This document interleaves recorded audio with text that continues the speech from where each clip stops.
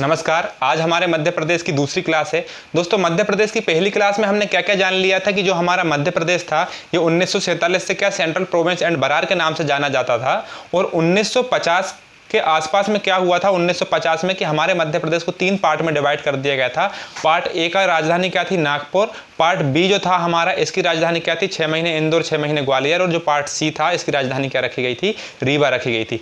लेकिन दोस्तों क्या हुआ था कि 1956 तक आते आते हमारे मध्य प्रदेश के अलग अलग भागों में तो क्या हमारे पूरे भारत के अलग अलग हिस्सों में क्या किया होने लगा था कि पूरे अलग अलग हिस्सों में अलग अलग राज्यों की मांग की जाने लगी थी। जाति, संस्कृति, भाषाओं के आधार पर अपने अपने राज्यों के पुनर्गठन की मांग की जाने लगी थी। तो दोस्तों मैंने आपको बताया था कि हमारा जो आंध्र प्रदेश है इसकी राजधानी उस समय क्या हुआ करती थी, कुर्नूल। और भाषा के आधार पर गठित होने वाला पहला राज्य कौन था, हमारा आंध्र प्रदेश था। अच्छा, ये राज्यों का पुनर्गठन क्यों हो रहा था या इनका गठन क्यों हो रहा था? क्योंकि देखो दोस्तों, मान के चलो कि जो आपका एक इलाका है, आपका जो मान लो जिस जगह पर आपका घर है, तो आपके घर में आप हिंदी बोलते हो, लेकिन आपके आस पड़ोस में जो लोग हैं वो उर्दू बोलते हैं, वो दूसरी कोई भाषा बोलते हैं जो आपके समझ में नहीं आती। तो आप सरकार से एक निवेदन करते हो कि सरकार या सर, हमको एक ऐसी जगह पर व्यवस्थित किया जाए जहां हमारे समाज के, हमारी संस्कृति के, हमारी भाषा के लोग रहते हो। ठीक है ना। तो ये था, ये किस प्रकार इसे हमने क्या नाम दिया, इसे गठन का नाम दिया। और गठन हमारा कब हुआ था मध्य प्रदेश का, 1950 में। तो दोस्तों 1950 में जो हमारे मध्य प्रदेश का गठन हुआ था, उस मध्य प्रदेश के गठन के अनुसार क्या क्या हुआ था कि हमारे मध्य प्रदेश को 3 पार्ट में डिवाइड कर दिया गया था, part A, part B, part C. ठीक है। अब उसके बाद क्या हुआ, 1956 तक आते आते कहानी हम स्टार्ट कर देते हैं। 1956 तक आते आते क्या हुआ था दोस्तों कि हमारे मध्य प्रदेश के अलग अलग इलाकों में क्या होने लगा था, अलग अलग राज्य की मांग की जाने लगी थी। लेकिन जब हमारे मध्य प्रदेश में अलग अलग राज्यों की मांग या अलग अलग जिलों की मांग की जाने लगी, पहले तो राज्यों की मांग होगी, उसके बाद जिलों की मांग होगी, तो अलग अलग राज्यों की मांग होने लगी। तो दोस्तों क्या हुआ कि 1956 में हमारे मध्य प्रदेश का पुनर्गठन हुआ था। और ये पुनर्गठन किस सभा ने, किस समिति ने किया था? तो ये पुनर्गठन किया था दोस्तों हमारे राज्य पुनर्गठन आयोग, राज्य पुनर्गठन आयोग। अच्छा, राज्य पुनर्गठन आयोग के बारे में मैंने आपको लास्ट क्लास में बता चुका था कि राज्य पुनर्गठन आयोग का स्थापना कब हुई थी दोस्तों, 29 नवंबर 1953। ये नवंबर की जगह दिसंबर हो जाएगा, ध्यान रखिएगा। 29 दिसंबर 1953 को राज्य पुनर्गठन आयोग की स्थापना हुई थी। इसके जो अध्यक्ष थे वो कौन थे? अध्यक्ष थे हमारे कौन, फजल अली। कौन थे? फजल अली। और फजल अली के अलावा 2 अन्य कौन कौन से लोग थे? तो एक कौन था, एक व्यक्ति था हृदयनाथ कुंजरू, और दूसरा कौन था, KM पाणिकर। तो दोस्तों राज्य पुनर्गठन आयोग 29 दिसंबर 1953 को इसकी स्थापना हुई। इसने 1 नवंबर 1956 को हमारे मध्य प्रदेश का पुनर्गठन किया। और मध्य प्रदेश का जब पुनर्गठन किया दोस्तों, तो हमारा जो पार्ट ए था, जिसमें मैंने आपको बताया था पार्ट ए की राजधानी क्या थी, नागपुर। तो वो नागपुर वाले इलाके पे जाओ, मैंने आपको मैप पढ़ाया था पहली क्लास में। तो वो नागपुर वाला पार्ट क्या कर दिया, काट के अलग कर दिया गया, महाराष्ट्र में भेज दिया गया। जब महाराष्ट्र में ये भेजा गया तो दोस्तों क्या क्या था कि बुल्ढाना, अकोला, अमरावती, यवतमाल, उसके अलावा हमारा कौन कौन सा था दोस्तों, चांदा, भंडार, वर्धा एवं नागपुर। कौन कौन से थे हमारे, एक बार फिर से सुन लीजिए। पहले नंबर पर कौन था हमारा, बुल्ढाना, अकोला, अवधमाल, अमरावती, वर्धा, नागपुर, भंडार एवं चांदा। ये सभी जिलों को कहां पर पहुंचा दिया, ये पहुंचा दिया दोस्तों महाराष्ट्र में। और इनको महाराष्ट्र में पहुंचाने के बाद हमारे मध्य प्रदेश में और क्या क्या चीजें हुई, तो बाकी और कोई परिवर्तन नहीं हुआ। Part A, part B, part C को पूरा मिलाया गया। लेकिन पार्ट हमारा कौन सा था, जो हमारा जो राजस्थान वाला एरिया था, पार्ट बी, यहां से क्या था दोस्तों कि मैंने आपको बताया था कि मंदसौर जिले का भानपुरा तहसील थी, और मंदसौर जिले की भानपुरा तहसील का एक गांव था सुनील टप्पा। ये किसको दे दिया, राजस्थान को दे दिया। इसको राजस्थान को दे दिया। तो राजस्थान से हमने क्या लिया, तो हमने राजस्थान से क्या लिया था कि राजस्थान का कोटे जिले की एक कौन सी तहसील थी, सिरोज तहसील थी। उसको कहां पर लेके आए थे, इसको विदिशा में लेकर आए थे। ठीक है, इतनी कहानी। और ये जो ऊपर नाम लिखे हैं, बुल्ढाना, अकोला, अमरावती, यवतमाल, वर्धा, नागपुर, भंडार एवं चांदा, इनको आपको याद करने की कोई आवश्यकता नहीं है, लेकिन एक बार फिर भी देख लेना। तो दोस्तों क्या हुआ, इस प्रकार हमारा जो राजस्थान को जो हमारा लेन देन हुआ, हमारे जो इन जिलों को काटकर महाराष्ट्र में भेज दिया गया। तो इस प्रकार 1956 को हमारा मध्य प्रदेश का पुनर्गठन हो गया। पुनर्गठन होने के बाद दोस्तों 1 नवंबर 1956 को जब हमारा पुनर्गठन हुआ तो इस दिन 1 नवंबर को इसीलिए हम क्या मनाते हैं, मध्य प्रदेश स्थापना दिवस मनाते हैं, क्योंकि इसी दिन हमारा मध्य प्रदेश हमारे वर्तमान स्वरूप में आया था। उसके बाद 1 नवंबर को अब हम बात करते हैं दोस्तों कि हमारे मध्य प्रदेश का नामांकन किसने किया था। तो हमारे मध्य प्रदेश का नामांकन किसने किया था, पंडित जवाहरलाल नेहरू ने। किसने किया था, पंडित जवाहरलाल नेहरू। जवाहरलाल नेहरू, ऐसे इन्हें हम चाचा नेहरू के नाम से भी जानते हैं, आपको पता होगा। अब पंडित जवाहरलाल नेहरू ने क्या कर दिया, 1 नवंबर 1956 को हमारा क्या कर दिया गया, मध्य प्रदेश का नामांकन तो पहले ही हो चुका था, लेकिन मध्य प्रदेश के नामांकन का श्रेय किसको दिया जाता है, पंडित जवाहरलाल नेहरू को दिया जाता है। मध्य प्रदेश को मध्य प्रदेश नाम किसने दिया, हमारे पंडित जवाहरलाल नेहरू ने दिया। क्यों दिया गया, क्योंकि दोस्तों ये हमारे भारत देश के बिल्कुल बीचम बीच स्थित है, इसलिए इसे हृदय प्रदेश के नाम से भी जाना जाता है। ठीक है, अब जब दोस्तों इस समय क्या हुआ था कि मध्य प्रदेश, इस समय क्या हुआ था कि हमारे पास जब जिले थे तो इस समय हमारे पास जिलों की संख्या कितनी थी, 43 थी। अच्छा, 43 जो हमारे पास जिले थे, उसके बाद भी हमारा मध्य प्रदेश पूरे भारत में सबसे बड़ा प्रदेश था। किस मामले में, क्षेत्रफल के मामले में। लेकिन जैसे ही छत्तीसगढ़ अलग होता है तो उसके बाद हमारा मध्य प्रदेश की स्थिति गिर जाती है क्षेत्रफल के मामले में, और हमारा मध्य प्रदेश पहले नंबर से हटकर और दूसरे नंबर पर आ जाता है, दूसरे तीसरे नंबर पर आ जाता है। हम आगे चर्चा करेंगे कि हमारा मध्य प्रदेश किन किन चीज़ों में सबसे आगे है और किन किन चीज़ों में सबसे पीछे है। ठीक है, वो सारी चीज़ें हम बाद में देखेंगे। पहले हम देखते हैं कि हमारे पास जो 43 जिले थे, उन 43 जिलों में वर्तमान में कितने जिले हैं, 55 जिले हैं। तो ये जो बीच की जो बढ़ोतरी हुई, ये बीच की जो बढ़ोतरी हुई, बीच की जो कमी हुई, ये किस प्रकार से हुई, ये क्रम दोस्तों पूछ लिया जाता है, और मध्य प्रदेश की क्लास में सबसे महत्वपूर्ण ये क्रम ही माना जाता है। मध्य प्रदेश का गठन का सबसे मुख्य बिंदु या सबसे मेन पॉइंट क्या है दोस्तों, ये बीच का जो गैप है, ये बीच में कौन कौन से जिले बढ़े, कौन कौन से जिले कम हुए, किस प्रकार ये घटनाक्रम हुआ, ये पूछा जाता है। तो आपको इन चीज़ों को बड़े ध्यान से समझना है और याद करना है। जहां भी हो, जिस कंडीशन में भी हो दोस्तों, उस कंडीशन में अपने आप को बिठा लीजिए और तैयार हो जाइए आगे के लिए पढ़ने के लिए। तो फिर दोस्तों अपन बात करते हैं किसके बारे में कि 43 जिलों के बाद हमारे पास कितने जिले आए थे, 2 जिले आए थे। 43 जिलों के बाद हमारे पास जो 2 जिले आए थे वो कब आए थे, तो वो जिले कब आए थे दोस्तों, 26 नवंबर की बात है। 26 नवंबर की बात है, 1972 की बात है। 26 नवंबर की बात है, 1972 की बात है। यहाँ पर दोस्तों हमारे पास 43 के बाद कितने जिले हो चुके थे, 45 जिले हो चुके थे। कितने जिले हो चुके थे, 45 जिले। 2 जिले बने थे, और 2 जिले कौन कौन से बने थे, ध्यान रखना। पहला कौन सा जिला बना था दोस्तों, सीहोर से अलग होकर कौन बना था, भोपाल। सीहोर से अलग होकर कौन बना था दोस्तों, भोपाल। और हमारा दुर्ग से कटकर कौन बना था, राजनांदगांव। कौन बना था, राजनांदगांव। तो भोपाल से कटकर कौन बना, सीहोर से कटकर कौन बना, भोपाल। और दुर्ग से कटकर कौन बन गया, राजनांदगांव। ये तो हमारे 2 अलग अलग 2 नए जिले बन गए। तो ये जो हमारे 2 नए जिले बने, तो 1956 के समय हमारे पास जिलों की संख्या कितनी थी, 43। अब 1972 में हमारे पास जिलों की संख्या कितनी हो जाती है, 45। तो इस प्रकार हमारे पास 45 जिले हो चुके हैं। बात बहुत आराम से आपको समझ में आ रही होगी। अब मैं इसको मिटाता हूं, अब चलता हूं आगे, लेकिन ध्यान दीजिए अभी हमारे पास कितने जिले हो गए हैं, 45। अब 45 जिले होने के बाद, 45 जिले होने के बाद आगे का घटनाक्रम ध्यान से समझने का प्रयास करना।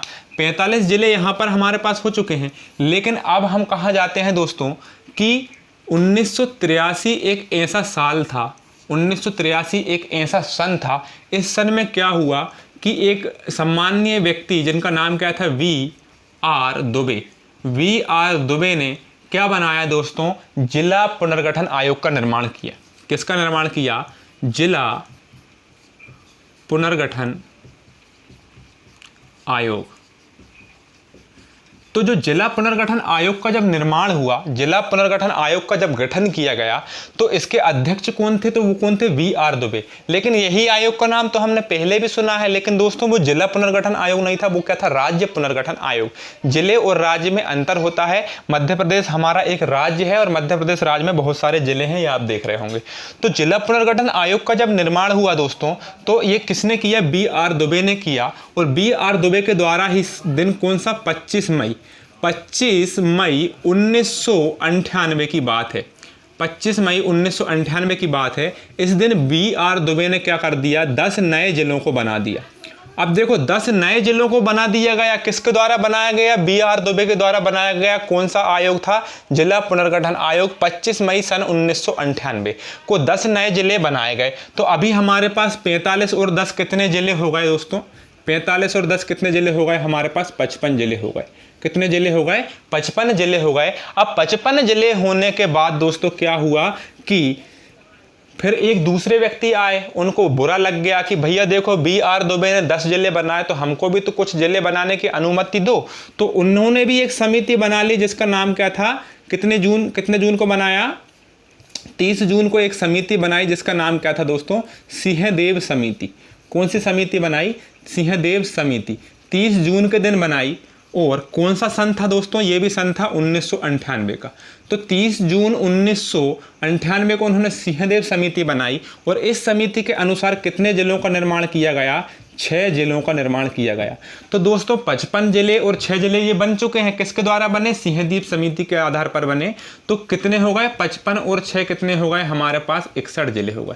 तो अभी हमारे पास 61 जिलों की संख्या हो गई। लेकिन दोस्तों जैसे ही हमारे पास 61 जिलों की संख्या होती है, सन आता है कब, कौन सा सन, 2000। तो जैसे ही 2000 सन आता है तो नवंबर की बात होती है। कौन से महीने की, 11वें महीने की बात होती है।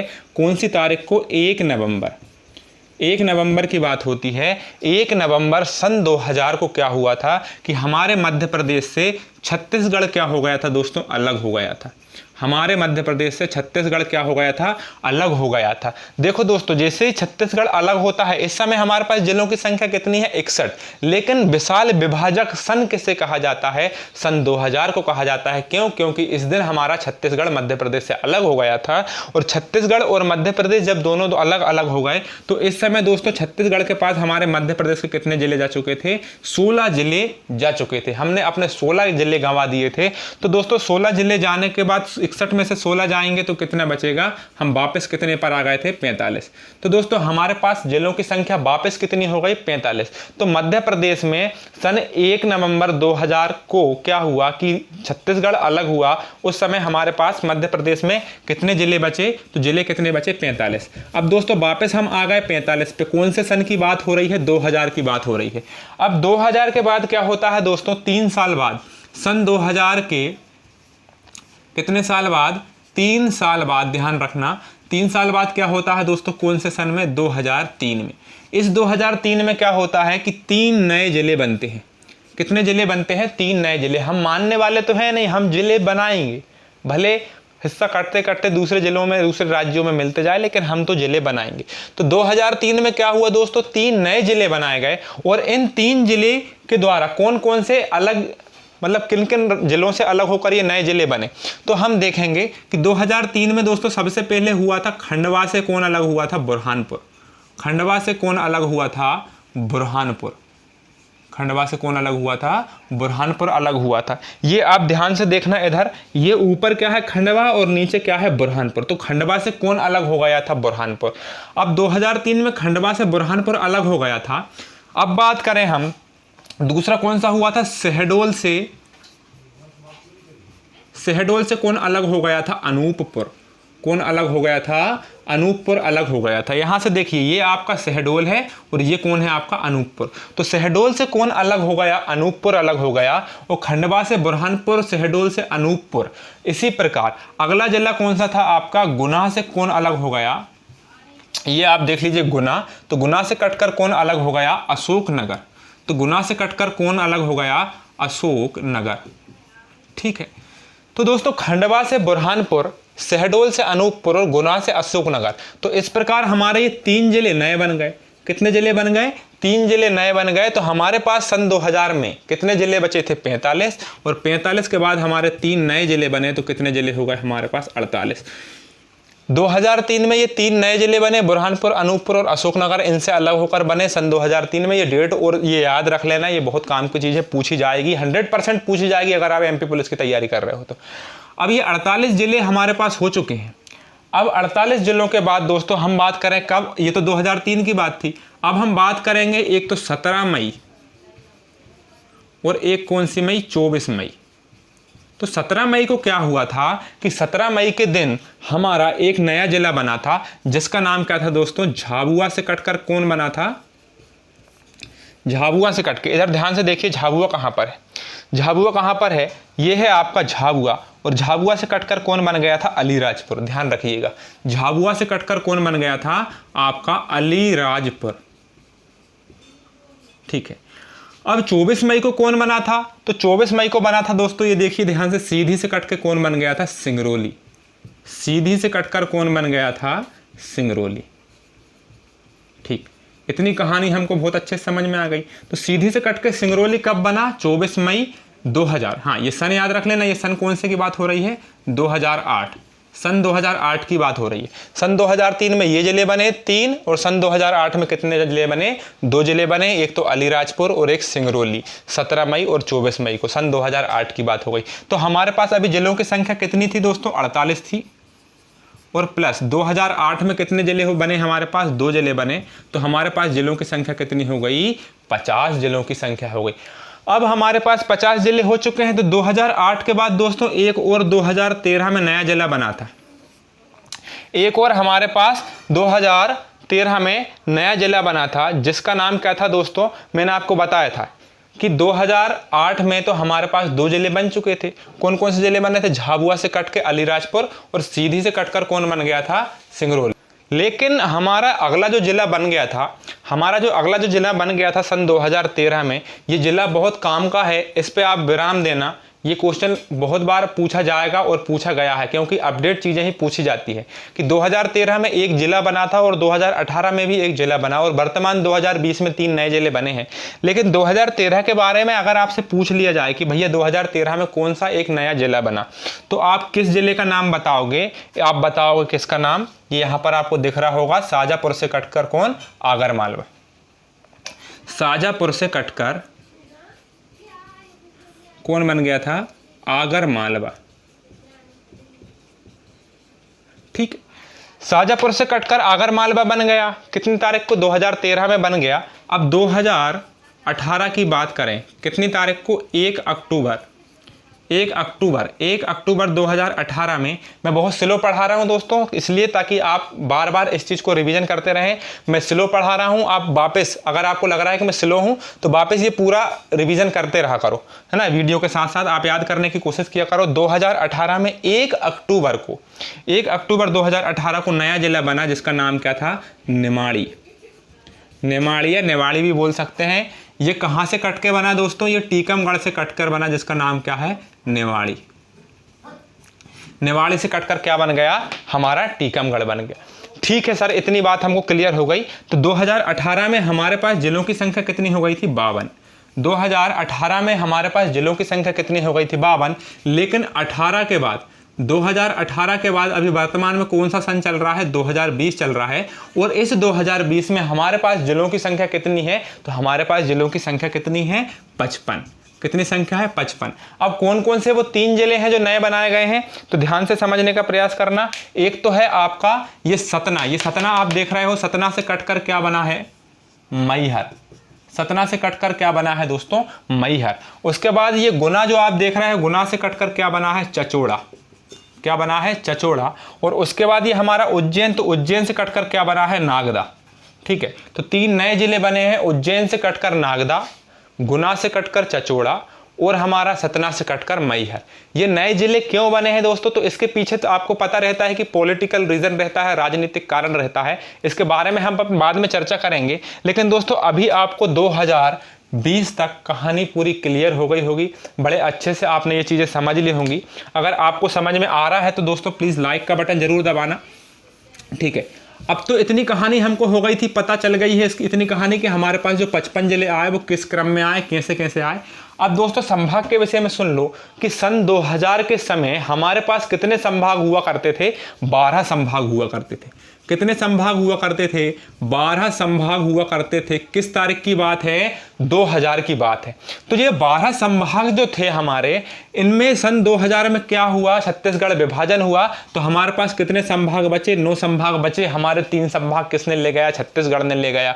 तो जो 9 संभाग बचे सन सन 2008 में हमारा एक नया संभाग बना जिसका नाम क्या था, शहडोल संभाग। तो शहडोल संभाग का निर्माण कब हुआ, सन 2008 में हुआ। और उसी समय शहडोल संभाग में ही जो आप नीचे इसकी डिंडोरी देख रहे हो, ये डिंडोरी किसका भाग था, शहडोल संभाग का ही भाग था। लेकिन दोस्तों डिंडोरी को शहडोल संभाग से अलग करके इस जबलपुर संभाग में जोड़ दिया गया। कितनी सन, कौन से सन की बात है ये, 2011 की बात है। ठीक है, इतनी कहानी आपको बड़े आसानी से समझ में आ गई होगी दोस्तों। अब बात करते हैं हम किसके विषय में, कि जो हमारा मध्य प्रदेश है इसका जो भौगोलिक स्वरूप है ये किस प्रकार है। भौगोलिक स्वरूप पर भी मैं थोड़ा सा आपको डिस्कशन करूंगा आपसे, और अगले वीडियो में इस भौगोलिक स्वरूप को हम पूरी तरीके से कंप्लीट करेंगे। लेकिन उससे पहले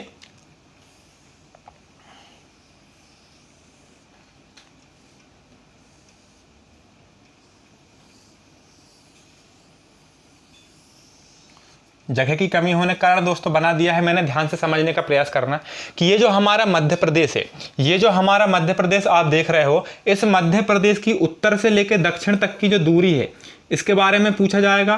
पूर्व से लेकर पश्चिम की जो दूरी है इसके बारे में पूछा जाएगा, और इसके क्षेत्रफल के बारे में पूछा जाएगा। इसका अक्षांशीय और देशांतरीय विस्तार आपसे पूछा जाएगा। ठीक है, तो अपन स्टार्ट कर देते हैं कि इसका जो क्षेत्रफल है वो कितना है दोस्तों। मध्य प्रदेश का जो हमारा क्षेत्रफल है वो कितना है, 30, 82, 52, इकाई दहाई सैकड़ा हजार 10,000 लाख, 3,08,252 वर्ग किलोमीटर। क्या है, 30, 82, 52 वर्ग किलोमीटर। तो 30, 82, 52 क्या है दोस्तों, हमारे मध्य प्रदेश का क्षेत्रफल है। अब दोस्तों ये जो क्षेत्रफल है हमारा, ये क्वेश्चन अगर आपसे पूछ लिया जाए कि 30, 82, 52 वर्ग किलोमीटर का जो मध्य प्रदेश का क्षेत्रफल है ये पूरे भारत का कितने प्रतिशत है, तो ये हमारे पूरे भारत का कितना प्रतिशत है दोस्तों, 9.38%। 9.38% ये मध्य प्रदेश हमारे पूरे भारत का इतना क्षेत्रफल है। 9.38% के क्षेत्रफल पर ये हमारे भारत पर स्थित है। ठीक है, ये हमारे पूरे भारत का कितना परसेंट वाला भाग है, 9.38% वाला भाग।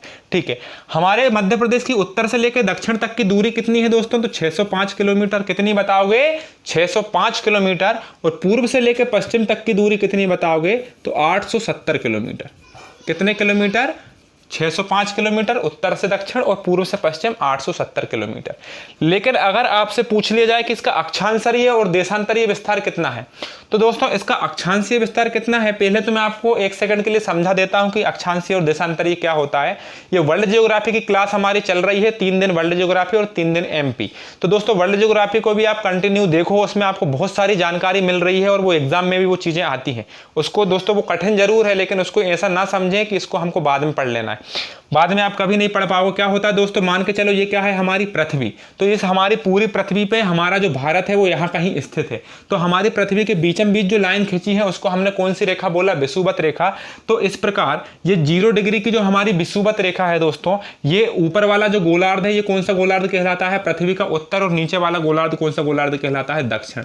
तो हमारा जो भारत है दोस्तों ये उत्तरी गोलार्ध में स्थित है। और उत्तरी गोलार्ध में अब दोस्तों इस प्रकार से मैं एक लाइन खींचता हूं तो ये वाला भाग कौन सा हो जाता है, पूर्वी वाला भाग, और ये कौन सा वाला भाग कहलाता है, हमारा पश्चिमी वाला भाग।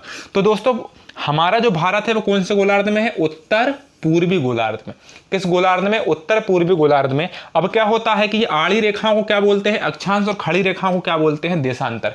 तो इस प्रकार अगर मैं यहाँ से लाइन खींचना चालू कर दूं, 1 डिग्री, 2 डिग्री, 3 डिग्री, तो जो हमारा मध्य प्रदेश आता है वो यहाँ कहीं आता है। और मध्य प्रदेश की जो नीचे सबसे स्टार्टिंग जो चालू होती है वो कहाँ से चालू होता है, 21 डिग्री 6 मिनट। तो दोस्तों यहीं से हमारा जो मध्य प्रदेश है, यहाँ पर मैं आपको बता दे रहा हूँ कि हमारा मध्य प्रदेश का जो अक्षांशीय विस्तार है वो कितना है, 21 डिग्री 6 मिनट से लेकर यहाँ तक ऊपर वाला जो हिस्सा है, ये ऊपर वाला, ये आखिरी तक की इसकी लिमिट कितनी है, 21 डिग्री 6 मिनट से लेकर हमारा 26 डिग्री 30 मिनट। 21 डिग्री 6 मिनट से लेकर 26 डिग्री 30 मिनट अक्षांशीय क्या है, हमारा विस्तार किसका है, हमारा मध्य प्रदेश का। ठीक है, अक्षांशीय विस्तार किसका है, हमारा मध्य प्रदेश का। अब कौन सा बताओगे आप, उत्तरी अक्षांश कि दक्षिणी अक्षांश, उत्तरी अक्षांश। अब ऐसे ही हमारा क्या दोस्तों, यहां पर मैंने क्या बताया आपको, मध्य प्रदेश भारत है, भारत के अंदर क्या है, मध्य प्रदेश। तो यहां से हमारी चालू होती है 1 डिग्री, 2 डिग्री, 3 डिग्री। तो इस प्रकार हमारा यहाँ पर जब जैसे ही हम पहुंचते हैं तो यहाँ पर हमारी कितनी डिग्री हो जाती है, 74 डिग्री 9 मिनट। तो 74 डिग्री 9 मिनट पूर्वी देशांतर से लेकर 82 डिग्री 48 मिनट तक। यहाँ क्या लिख सकता हूँ मैं, अब ध्यान से समझने का प्रयास करना। 21 डिग्री से लेकर 21 डिग्री 6 मिनट से लेकर 26 डिग्री 30, और यहाँ से 74 डिग्री 9 मिनट से लेकर 82 डिग्री 48 मिनट तक। ठीक है, इतनी कहानी तो आपको बहुत अच्छे से समझ में आ गई होगी कि हमारा मध्य प्रदेश का अक्षांशीय और देशांतरीय विस्तार क्या है। तो दोस्तों 21 डिग्री 6 मिनट उत्तरी अक्षांश से लेकर 26 डिग्री 30 उत्तरी अक्षांश तक, और 74 डिग्री 9 पूर्वी देशांतर से लेकर 82 डिग्री 48 मिनट कौन सा, पूर्वी देशांतर तक। तो ये तो क्या था दोस्तों, हमारे मध्य प्रदेश का अक्षांशीय और देशांतरीय विस्तार था।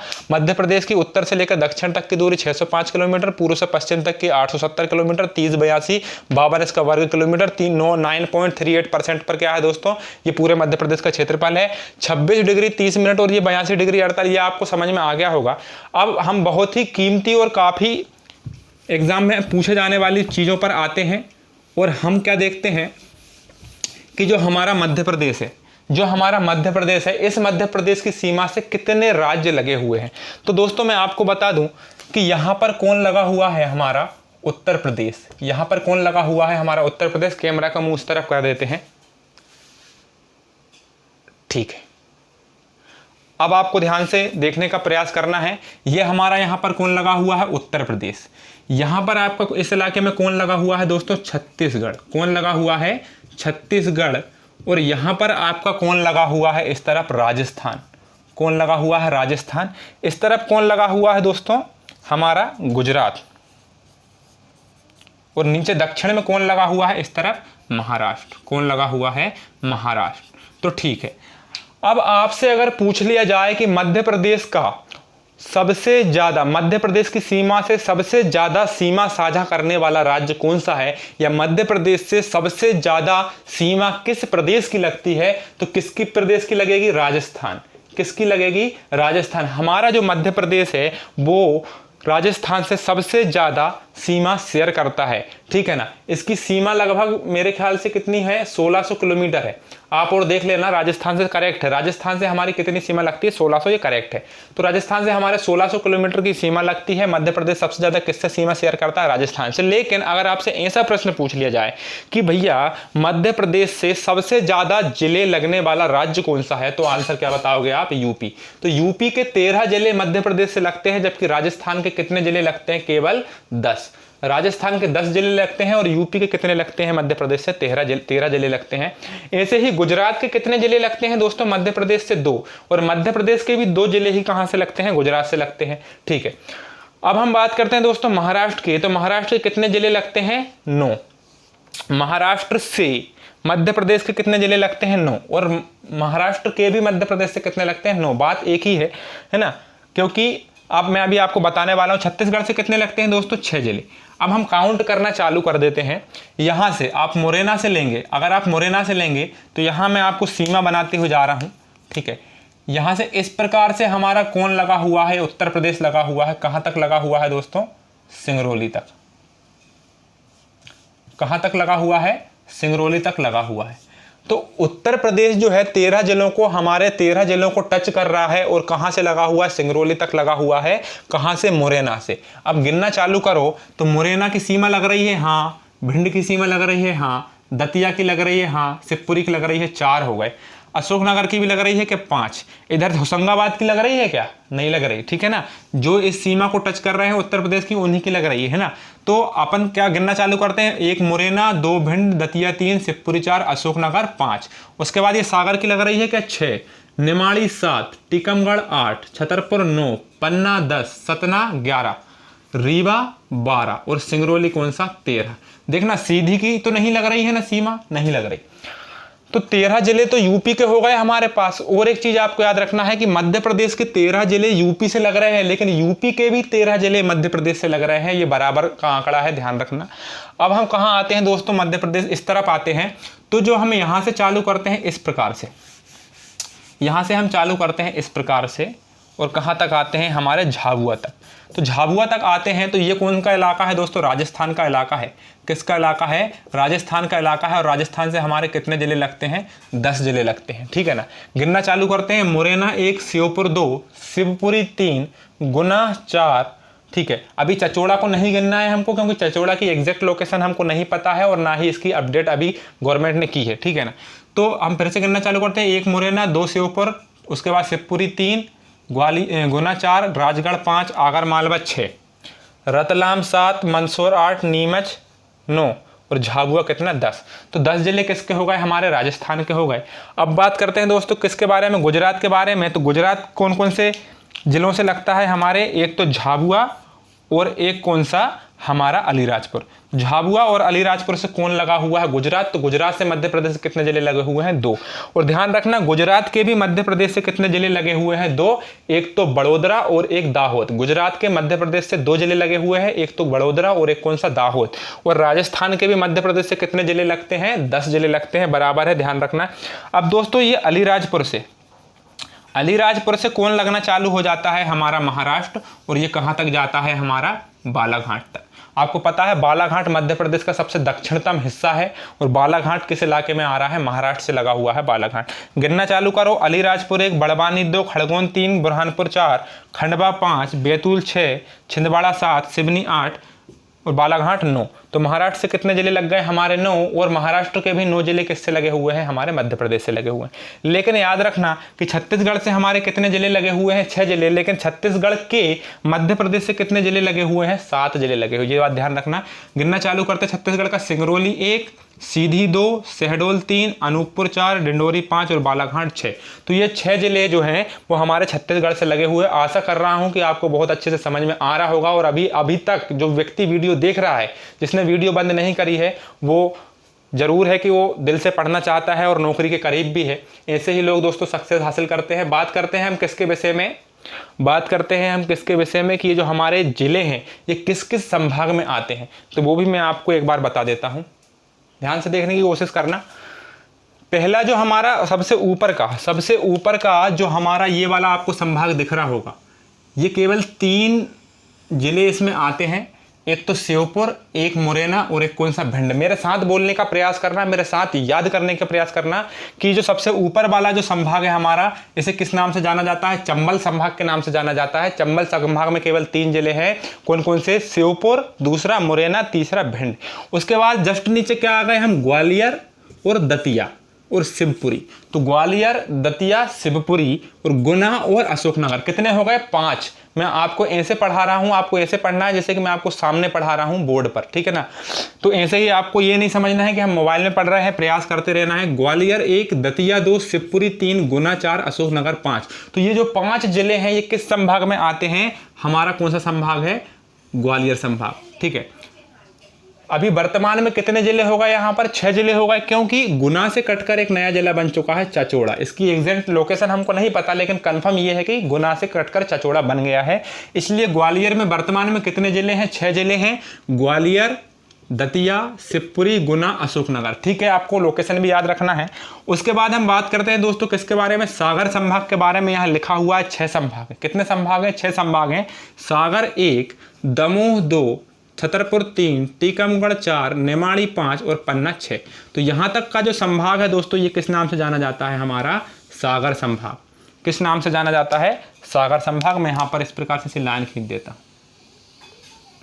ये काली वाली लाइन के अंदर कौन है, सागर संभाग, ठीक है ना। और ये वाली काली लाइन के अंदर कौन है दोस्तों, हमारा शिवपुरी, ठीक है।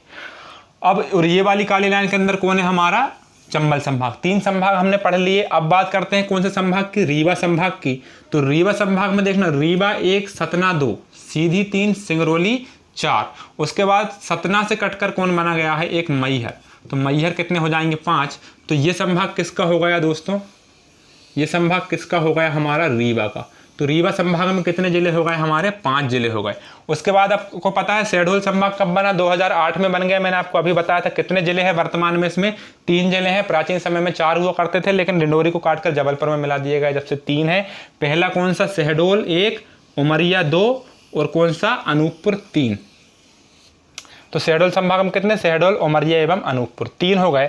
उसके बाद हमारा बचता है दोस्तों कौन, जबलपुर। तो ये बचे कुचे पूरे जबलपुर में है। कटनी 1, मंडला 2, डिंडोरी 3, बालाघाट 4, सिवनी 5, नरसिंहपुर 6, छिंदवाड़ा 7, ठीक है ना, और जबलपुर खुद एक 8। तो 8 जिले किस में आ गए दोस्तों, जबलपुर में आ गए, ठीक है। उसके बाद दोस्तों हम बात करते हैं किसके विषय में, भोपाल के विषय में। तो भोपाल में वर्तमान में 5 जिले हैं। एक तो भोपाल खुद, दूसरा राजगढ़, तीसरा विदिशा, चौथा सीहोर, 5वां रायसेन। तो इस प्रकार आपको ये किसका याद रखना है, भोपाल का याद रखना है, राजगढ़, विदिशा, सीहोर और भोपाल, ठीक है ना। ये 4 हो गए। होशंगाबाद में कितने हैं दोस्तों, 3 हैं, लेकिन याद रखना होशंगाबाद का संभाग का नाम नर्मदापुरम है, होशंगाबाद संभाग नहीं है। तो होशंगाबाद में हरदा 1, बैतूल 2, छिंदवाड़ा किस में आ जाएगा, जबलपुर में आ जाएगा, ध्यान रखना। उसके बाद हमारा कौन सा संभाग आता है दोस्तों, इंदौर संभाग। तो इंदौर में कितने हैं, 8 हैं। पहला कौन सा हमारा, खंडवा, बुरहानपुर, खरगोन 3, इंदौर 4, 5वां बड़वानी, 6वां धार, 7वां अलीराजपुर, 8वां झाबुआ। उसके बाद हम आते, ये किसका हो गया दोस्तों, इंदौर का हो गया। इस प्रकार इंदौर को मैं लॉक कर देता हूं,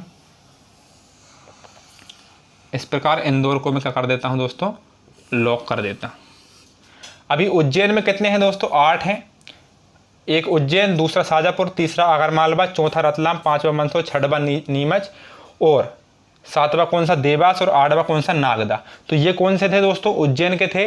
अभी आपको संबंधित जिले एवं उनके संभाग एवं उनसे संबंधित जिले अच्छे तरीके से आपको याद करना है।